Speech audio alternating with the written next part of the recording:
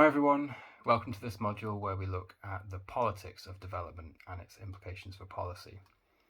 I'm Chris Lyon and this year I'm the module lead. I'll be giving just over half of the lectures, but I also have several fantastic guest lectures lined up from colleagues. Now, until comparatively recently, probably nobody would have actually even thought to create this module because development practitioners and governments often presented development as something that is apolitical, something that simply involves applying scientific methods and technical expertise.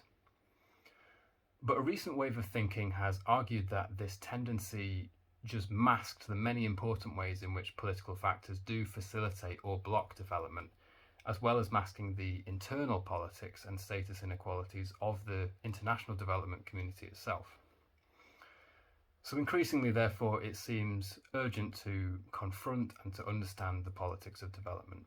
And in this module, we ask a variety of critical questions about that. How do different kinds of political regime and political environment shape development prospects? Is it politics that can explain why some countries are wealthy and stable and relatively well governed, while others are poor and prone to conflict and predatory rule? Is it possible to have a pro-poor politics, and if so, how? Do we need more women in power? Is progress held back by power imbalances among different development actors themselves, such as global north and global south, or international and local, or experts and ordinary citizens? How can political leadership genuinely unleash positive change? How can people's agency play a role? So we'll consider all these questions and more. The module dives into what is, I would say, particularly at this present moment right now, a really flourishing and vibrant area of study and debate. And it's also a field that IDD at Birmingham has been really central in contributing to. We look at various country cases, many of them in low or middle income countries, but also quite a few in high income countries.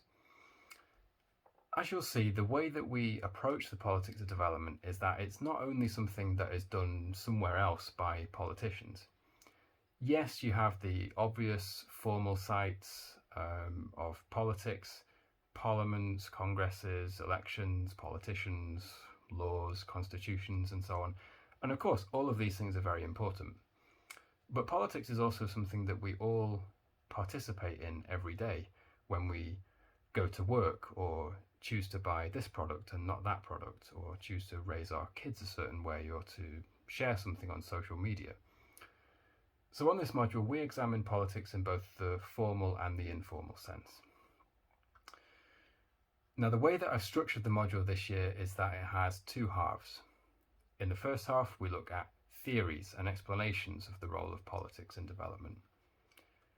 In the second half, informed by those theories and explanations, we look at the how-to questions of practice and policy. What should be done, what can be done, and who's going to do it? So that first half on theories and explanations, that will mainly be me thinking about things like institutions, democracy, types of political regime, politics of social justice. Then in the second half of the module on policy and practice, I will introduce the very influential Thinking and Working Politically movement in development that the University of Birmingham has been at the heart of. And then after that, I'm delighted to have sessions from my colleague David Hudson talking about political leadership and agency, and then from Alina Rocha-Menakal talking about how countries might move towards more inclusive political settlements. Then the final week of the module looks to the future, and in particular we will ask what development politics is going to look like in the context that we all now live in, which is in the wake of the pandemic. And for that, I'm very pleased that several colleagues have agreed to sit on an expert panel and to participate in a discussion with students. There are two assignments on the module, and I think you will find that they will be quite interesting and stimulating to do. The first one is a critical review, where you have to choose one academic article in the politics of development and then critique it in depth on the basis of a close reading of its arguments. And that will help to develop a crucial all-purpose intellectual skill of being able to read critically, being able to actually grapple with theory and evidence on politics and development. The second assignment is to actually carry out a political economy analysis on a specific development problem in a country of your choice. A political economy analysis, or PEA, is, as you may know, nowadays a common activity that many development agencies or government ministries will carry out before formulating a particular policy or intervention. Now, during the module, you will be introduced to how to do one of these, and then for the assignment, you're given a specific framework to work with. So this is quite a practical skill, although it is, of course, also quite intellectually deep. Okay, so that is the module.